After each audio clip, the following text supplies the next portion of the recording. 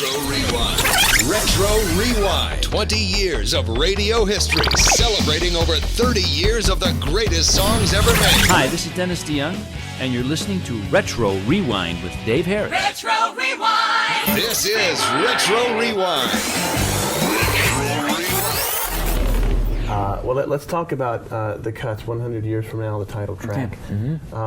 There was a version that you hit number one in Quebec. Yes. Is it Quebec? It's Quebec in Quebec because there's no qua sound. Okay. I have some Canadian friends, but they QU is K sound, like Quebec. Quebec. Mm-hmm. Okay. Well, that hit number one about a year and a half or so ago. Right. It was a duet with an artist from there. Eric Lapointe. Right. Mm-hmm. Good singer as well. But on this, of course, I think it just fits you just to go solo on that, and I think it gives it more depth just because you're the writer. Well, you can hear all you can understand this, the second. That's the other thing. The fourth verse. The French stuff. Yeah. Sorry. No, Eric told me what the translation was, but still, how would I know? I mean, I think he's saying Dennis DeYoung is a doofus in French, and I don't even know that. Wow. Could be. That couldn't be true because it went to number one, right? Well, reason enough. They weren't thinking in that. In French, they love that, doofus. There's a doufai in French. Doofus. It might be that. Yeah. It might be that. Yeah. No, it was pop, AC, rock charts. Yeah. All three. Yeah. And it really was because Eric and I came together. I had a little following. He had a big following. It was a unique record. It's the kind of music that the French love, and it just, I had a number one record. I mean, look at how old I am. I had a number one record. Last time this happened, it was those guys in the Macarena. I mean, seriously. Wow. Yeah. You're right. I know. But you using as a lead-off track for the album here, Yeah. Well, it's here's what it is. Original title for the album was Crossing the Rubicon, which is my favorite track on the record, hands down. Yeah. Love that song. Best song I've written of that nature for a lot of years. And 100 years from now became the single because Eric's. I had to pick a song that Eric and I could do a duet on. And the ones that I had written, that was the only one I thought would be appropriate for he and I. Excuse me. And that's how it became the single. And then, when it became the single, I decided to make the album the same title, 100 Years From Now. And the song itself is, it just asks the question, can human beings really learn to live in peace? Are they capable? I think there's a lot of history that points to the opposite. Yeah. As much as everyone goes, give peace a chance, and the whole world should live in peace, blah, blah, blah, dee, dee, dee, dee. It's a great thought. It's a great thought, and God, listen, we'd like that to be true, but I guess the song asks the question, A, is it possible? And B, can people really learn to forgive? Well, and I think, we mentioned this is your first studio original album, solo album in 20 years, not counting, of course, the 10 on Broadway. And Thriller. And Thriller, right. Yeah. I forgot about that one. Okay. Yeah, wow. That pigmentation thing has really kicked in, man. And my nose grew. Yeah.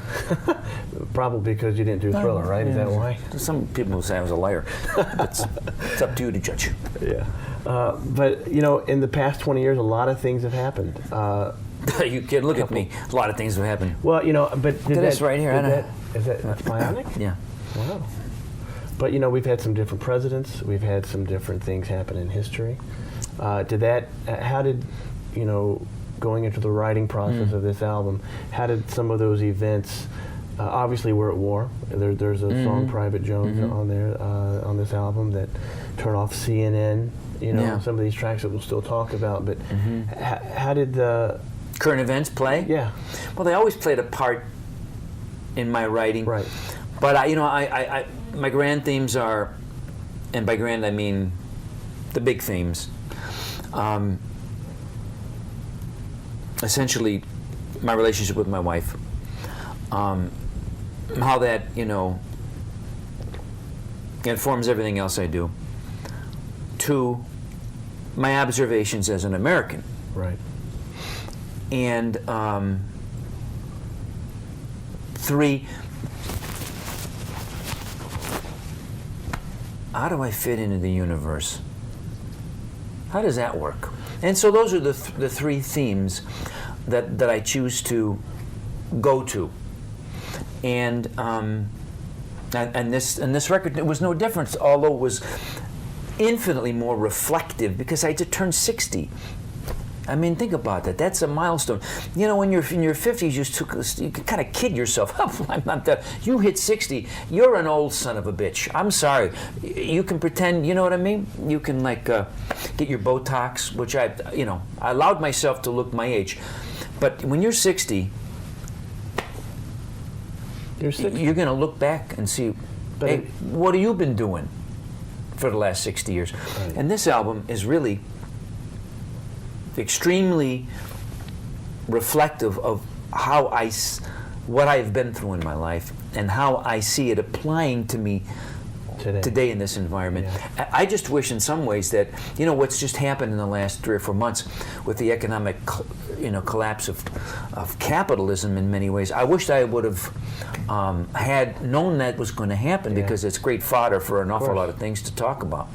But that'll be on my next record, which I do believe comes out in 20 years from today. Anyway, go ahead. Wow, when you're 80. Well, every 20 years I try to make one. Well, listening to this album and listening to your writing in the past, I think you've always been a big cheerleader for America.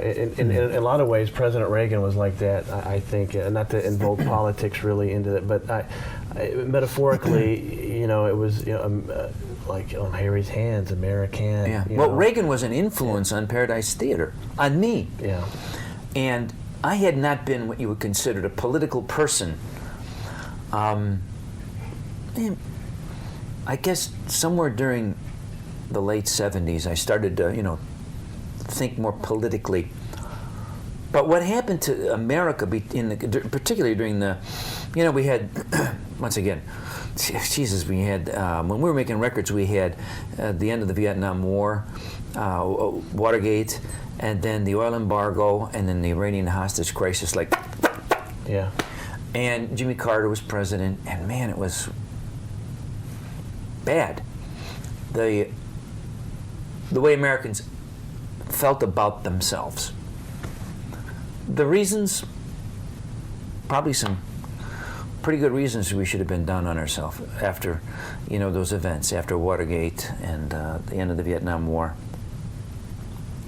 But Reagan comes along, and I don't know Ronald Reagan from, but I watched him during that campaign, and I'd watched him talk about, Morning in America, and, whether he,